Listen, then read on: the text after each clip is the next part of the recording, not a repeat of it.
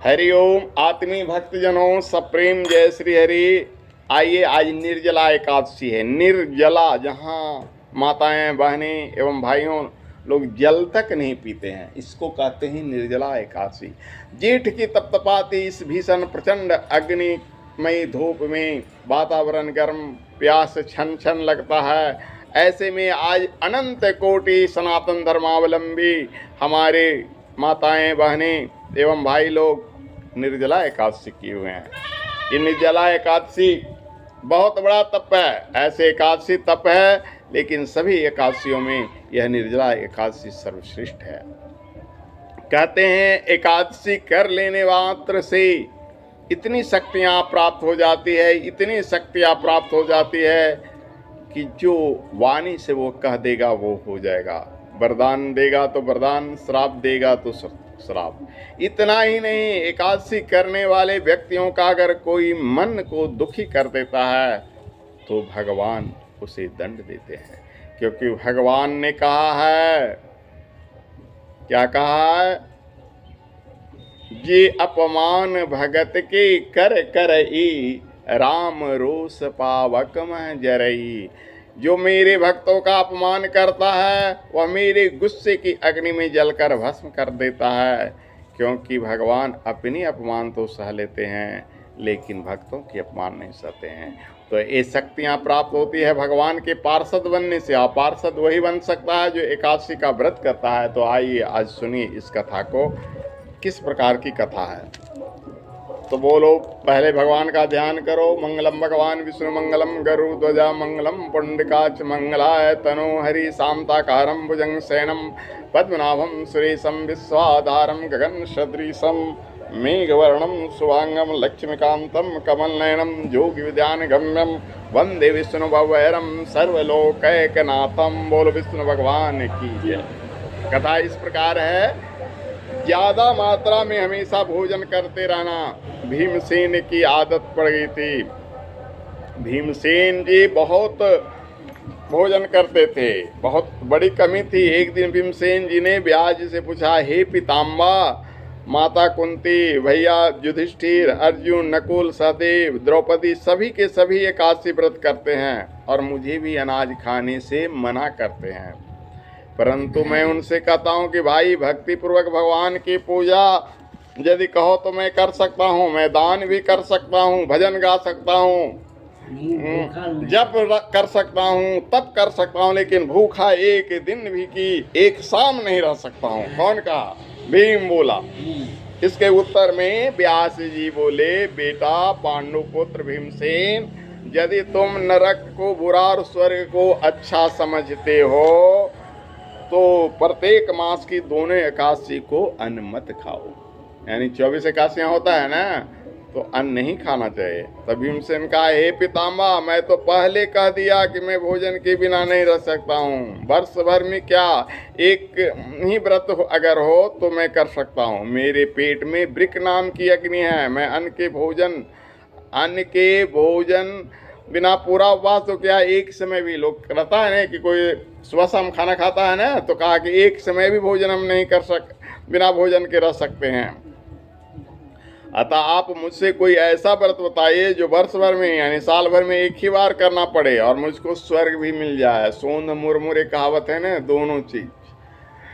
भीमसेन कितना चालाक था और वही चालाकी का फल आज भी मिल रहा है। सब लोग करते हैं, वर्ष भर तो मुर्गा खाते हैं, पेट में गलत सलत सब कुछ शराब कबाब डालते हैं, और वो व्यक्ति आज क्या है? तो निर्जला एकादशी किए हुए हैं। सुनिए, व्यास जी ने कहा, हे बेटा, बड़े ऋषियों ने अनेक शास्त्र बनाए हैं जिनमें वर्णित उपायों के द्वारा परिश्रम अगर हल्का भी करोगे तो स्वर्ग मिल जाएगा, परंतु उन शास्त्रों में दोनों पक्षों की एकादशी के व्रत से मुक्ति के लिए सबसे बढ़िया है, सबसे श्रेष्ठ है। श्री व्यास जी के वचन सुनकर भीमसेन नरक में जाने के भय से कांपने लगे और बोले, अब क्या करें? एक मास में 2 व्रत तो हमसे होगा नहीं। हाँ, वर्ष में 1 व्रत करने का प्रयत्न कीजिए तो मैं कर सकता हूँ। एक दिन व्रत करने से मेरी मुक्ति हो जाए तो ऐसा कोई व्रत है तो कहिए। यह बात सुनकर व्यास जी कहने लगे कि वृक्ष और मिथुन संक्रांति के बीच, 2 संक्रांति होता है ना, वृक्ष और मिथुन, उसके बीच में ज्येष्ठ मास के शुक्ल पक्ष की जो एकादशी आती है उस एकादशी का व्रत करो। इस एकादशी का व्रत में स्नान और आचमन के बिना जल वर्जित है। माने स्नान करोगे ना तो तेरे मुंह में चल गया तो कोई बात नहीं, आचमन करोगे ना ऐसे इसके स्वाय नमः माधवाय नमः गोविंदाय नमः ये 3 बार जो जल जाएगा वो मना नहीं है। आज ही माया पूछ रही थी क्या मैं स्नान करूं, हम कह रहे मूर्ख, बिना स्नान के तेरा व्रत कैसे होगा। स्नान करो, आचमन करो, तभी व्रत होगा। आचमन में 6 माह से जल से अधिक नहीं होना चाहिए, अन्यथा वह मद्यपान माने दारू के समान हो जाता है। इस दिन भोजन नहीं करना चाहिए, क्योंकि भोजन करने से व्रत क्या होता है, नष्ट हो जाता है। कितना भूख लगे तड़पते रहिए, भोजन मत कीजिए। इस एकादशी के दिन सूर्योदय से लेकर द्वादशी के सूर्योदय तक जल ग्रहण नहीं करना चाहिए। समझ गए ना। तो आपको एकादशी के सभी एकादशियों का फल मिल जाएगा। 24 एकादशी है ना, एक दिन निर्जला करने से फल मिल जाएगा। द्वादशी को सूर्योदय से पहले उठ जाइए, स्नान आदि करके ब्राह्मण को दान आदि देना चाहिए। इसके पास भूखे और सतपास ब्राह्मण को भोजन कराकर फिर आप भी भोजन कर लेना चाहिए। इसका फल 1 वर्ष की संपूर्ण एकादशियों के फल के बराबर है। व्यास जी कहने लगे कि हे भीमसेन, यह मुझको स्वयं भगवान ने बताया। इस एकादशी का पुण्य समस्त तीर्थों और दानों से भी अधिक है। केवल एक दिन निर्जला रहने से मनुष्य के सब पाप नष्ट हो जाते हैं। जो मनुष्य निर्जला एकादशी का व्रत करता है उसको मृत्यु के समय जमदूत आकर नहीं घेरते, वरन भगवान के पार्षद उसको पुष्पक विमान में बैठाकर स्वर्ग ले जाते हैं। अतः संसार में सबसे श्रेष्ठ व्रत निर्जला एकादशी का व्रत है। इसलिए यत्न के साथ व्रत को वश करना चाहिए। और इस दिन ओम नमो भगवते वासुदेवाय, ओम नमो भगवते वासुदेवाय, ओम नमो भगवते वासुदेवाय इस मंत्र का जप करना चाहिए। और गौदान भी करना चाहिए, लेकिन जिसको गौदान का सामर्थ्य नहीं है वो नहीं करे। व्यास जी के अनुसार भीमसेन ने इस व्रत को किया था, इसलिए इस एकादशी को भीमसेनी या पांडव एकादशी भी कहते हैं। क्यों पांडव एकादशी कहते हैं, भीमसेनी क्यों कहते हैं, क्योंकि भीम ने किया था और भीम पांडव में से आता था, इसलिए। निर्जला ऐसे इसका नाम क्या है, निर्जला एकादशी। निर्जला माने बिना जल का।